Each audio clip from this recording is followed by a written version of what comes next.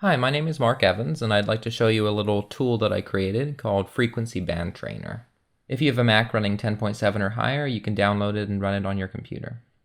Here you see the zip file that you can download from my website.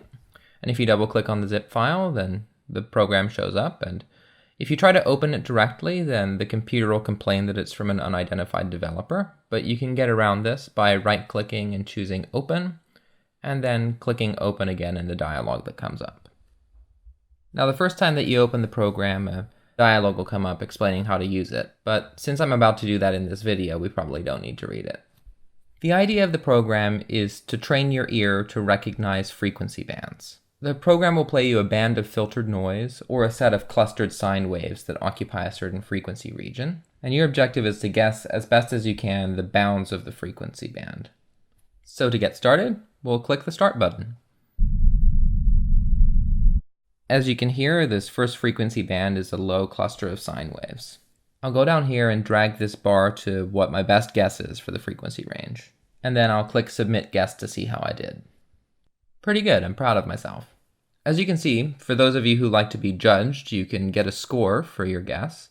The center score is based on how close the center of your frequency region was to the center of the frequency band that was played, while the width score is a measure of how close you were to getting the size of the frequency band right. Finally, there's a multiplier, which we'll get to later. Let's try it again.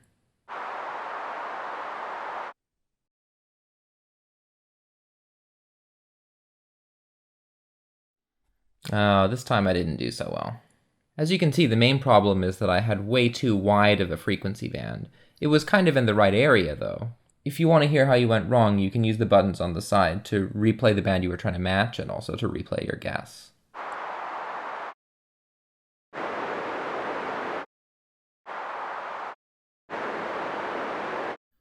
Okay, let's try one more.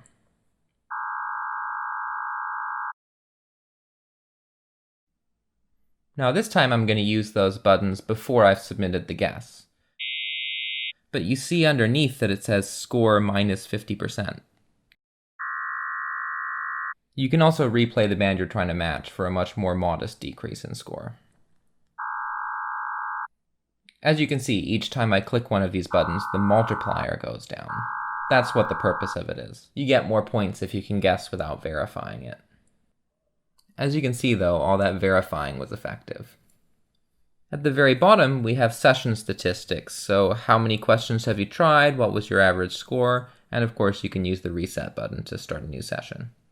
The program keeps track of how you do from session to session, from day to day, and if you go to File, View Progress, you can see some graphs. Obviously, this being the first time we've opened the program, there's not a lot to go on. Also, remember that explanatory dialog box from the beginning? If you choose Help from the File menu, you can see it again anytime. When you quit the program, you can choose whether or not you want to save the current session statistics.